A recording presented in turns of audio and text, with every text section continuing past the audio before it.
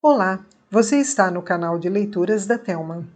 O livro de hoje chama-se Memórias Póstumas de Brás Cubas, de Machado de Assis. Narração, Thelma Schinkermann. Capítulo 105. Equivalência das janelas. Dona Plácida fechou a porta e caiu numa cadeira. Eu deixei imediatamente a alcova e dei 2 passos para sair à rua, com o fim de arrancar Virgília ao marido. Foi o que disse, e em bem que o disse, porque Dona Plácida deteve-me por um braço. Tempo houve em que cheguei a supor que não dissera aquilo senão para que ela me detivesse. Mas a simples reflexão basta para mostrar que, depois dos 10 minutos da alcova, o gesto mais genuíno e cordial não podia ser senão esse. E isto por aquela famosa lei da equivalência das janelas, que eu tive a satisfação de descobrir e formular no capítulo 51. Era preciso arejar a consciência. A alcova foi uma janela fechada. Eu abri outra com o gesto de sair e respirei. Capítulo 106. Jogo perigoso. Respirei e sentei-me.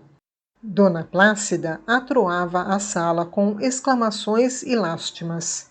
Eu ouvia sem lhe dizer coisa nenhuma. Refletia comigo se não era melhor ter fechado a Virgília na alcova e ficado na sala. Mas adverti logo que seria pior. Confirmaria a suspeita. Chegaria o fogo à pólvora e uma cena de sangue. Foi muito melhor assim.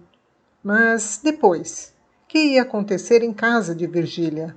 Matá-la-ia o marido? Espancá-la-ia? Encerrá-la-ia? Expulsá-la-ia? Estas interrogações percorriam lentamente o meu cérebro, como os pontinhos e vírgulas escuras percorrem o campo visual dos olhos enfermos ou cansados. Iam e vinham, com o seu aspecto seco e trágico, e eu não podia agarrar um deles e dizer: és tu, e não o outro. De repente, vejo um vulto negro. Era Dona Plácida, que fora dentro, enfiara a mantinha e vinha oferecer-se-me para ir à casa do Lobo Neves. Ponderei que era arriscado, porque ele desconfiaria da visita tão próxima. Sossegue, interrompeu ela. Eu saberei arranjar as coisas. Se ele estiver em casa, não entro. Saiu. Eu fiquei a ruminar o sucesso e as consequências possíveis. Ao cabo, parecia-me jogar um jogo perigoso e perguntava a mim mesmo se não era tempo de levantar e espairecer. Sentia-me tomado de uma saudade do casamento, de um desejo de canalizar a vida. Por que não? Meu coração tinha ainda que explorar. Não me sentia incapaz de um amor casto, severo e puro. Em verdade, as aventuras são a parte torrencial e vertiginosa da vida, isto é, a exceção. Eu estava enfarado delas. Não sei até se me pungia algum remorso. Mal pensei naquilo, deixei-me ir atrás da imaginação. Vi-me logo casado, ao pé de uma mulher adorável, diante de um baby que dormia no regaço da ama, todos nós no fundo de uma chácara sombria e verde, a espiar-nos através da chácara uma nesga de céu azul, extremamente azul. Capítulo 107. Bilhete. Não houve nada, mas ele suspeita alguma coisa. Está muito sério e não fala. Agora saiu. Sorriu uma vez somente, para Nhonhô, depois de o fitar muito tempo, carrancudo. Não me tratou mal nem bem. Não sei o que vai acontecer. Deus queira que isto passe. Muita cautela, por ora. Muita cautela. Capítulo 108. Que se não entende. Eis aí o drama. Eis aí a ponta da orelha trágica de Shakespeare. Esse retalhinho de papel, garatujado em partes, machucado das mãos, era um documento de análise que eu não farei neste capítulo nem no outro, nem talvez em todo o resto do livro. Poderia eu tirar ao leitor o gosto de notar por si mesmo a frieza, a perspicácia e o ânimo dessas poucas linhas traçadas à pressa. E por trás delas, a tempestade de outro cérebro, a raiva dissimulada, o desespero que se constrange e medita. Por que tem de resolver-se na lama ou no sangue ou nas lágrimas? Quanto a mim, se vos disser que li o bilhete 3 ou 4 vezes naquele dia, acreditai-o que é verdade. Se vos disser mais que o reli no dia seguinte, antes e depois do almoço, podeis crê-lo, é a realidade pura. Mas, se vos disser a comoção que tive, duvidai um pouco da asserção, e não a aceiteis sem provas. Nem então, nem ainda agora cheguei a discernir o que experimentei. Era medo, e não era medo. Era dó, e não era dó. Era vaidade, e não era vaidade. Enfim, era amor sem amor, isto é, sem delírio. E tudo isso dava uma combinação assaz complexa e vaga. Uma coisa que não podereis entender, como eu não entendi. Suponhamos que não disse nada. Capítulo 109. O filósofo. Sabido que reli a carta antes e depois do almoço, sabido que fica que almocei e que só resta dizer que essa refeição foi uma das mais parcas da minha vida, um ovo, uma fatia de pão, uma xícara de chá. Não me esqueceu esta circunstância mínima. No meio de tanta coisa importante, obliterada, escapou esse almoço. A razão principal poderia ser justamente o meu desastre, mas não foi.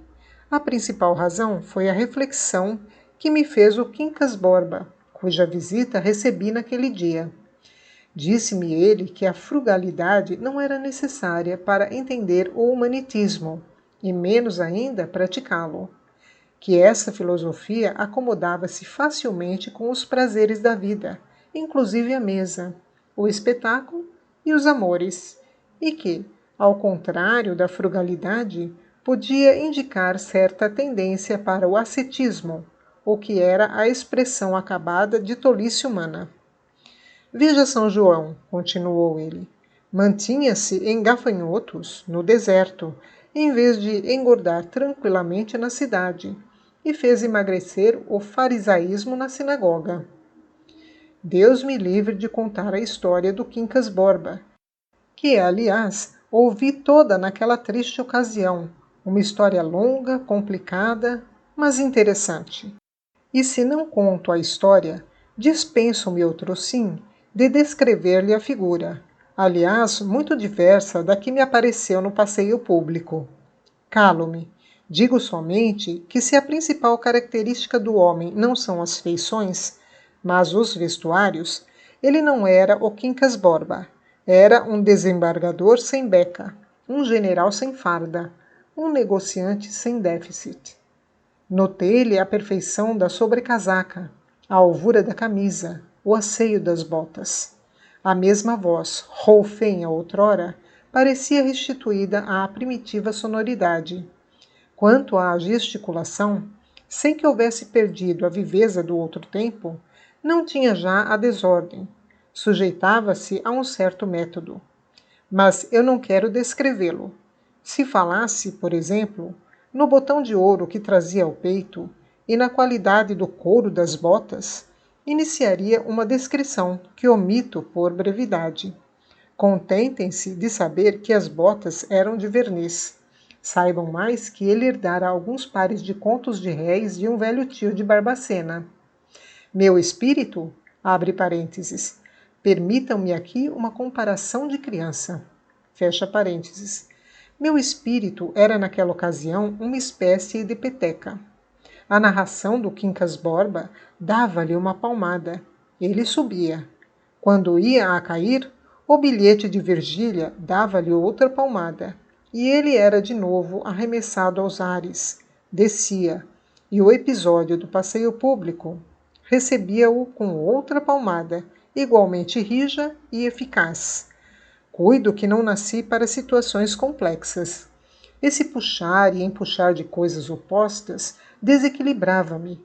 Tinha vontade de embrulhar o Quincas Borba e Lobo Neves, e o bilhete de Virgília na mesma filosofia, e mandá-los de presente a Aristóteles.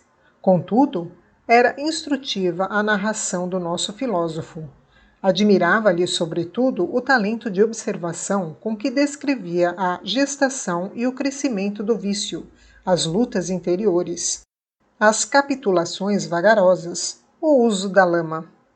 Olhe, observou ele, a primeira noite que passei na escada de São Francisco, dormia inteira, como se fosse a mais fina pluma. Por quê? Porque fui gradualmente da cama de esteira ao catre de pau, do quarto próprio ao corpo da guarda, do corpo da guarda à rua. Quis expor-me finalmente à filosofia. Pedi-lhe que não. Estou muito preocupado hoje e não poderia atendê-lo. Venha depois. Estou sempre em casa. Quincas Borba sorriu de um modo malicioso. Talvez soubesse da minha aventura, mas não acrescentou nada. Só me disse essas últimas palavras à porta. Venha para o humanitismo. Ele é o grande regaço dos espíritos, o mar eterno em que mergulhei para arrancar de lá a verdade. Os gregos faziam-na sair de um poço. Que concepção mesquinha, um poço! Mas é por isso mesmo que nunca atinaram com ela. Gregos, subgregos, antigregos, toda a longa série de homens tem se debruçado sobre o poço, mas ver sair a verdade, que não está lá. Gastaram cordas e caçambas.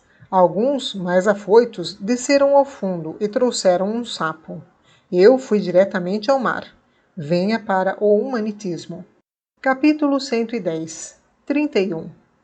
Uma semana depois, Lobo Neves foi nomeado presidente da província.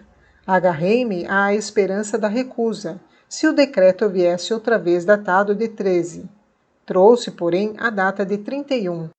E esta simples transposição de algarismos eliminou deles a substância diabólica. Que profundas que são as molas da vida! Capítulo 111. O muro. Não sendo meu costume dissimular ou esconder nada, contarei nesta página um caso do muro. Eles estavam prestes a embarcar. Entrando em casa de Dona Plácida, vi um papelinho dobrado sobre a mesa. Era um bilhete de Virgília. Dizia que me esperava à noite na chácara, sem falta. E concluía, abre aspas, o muro é baixo do lado do beco, fecha aspas. Fiz um gesto de desagrado. A carta pareceu-me descomunalmente audaciosa, mal pensada e até ridícula.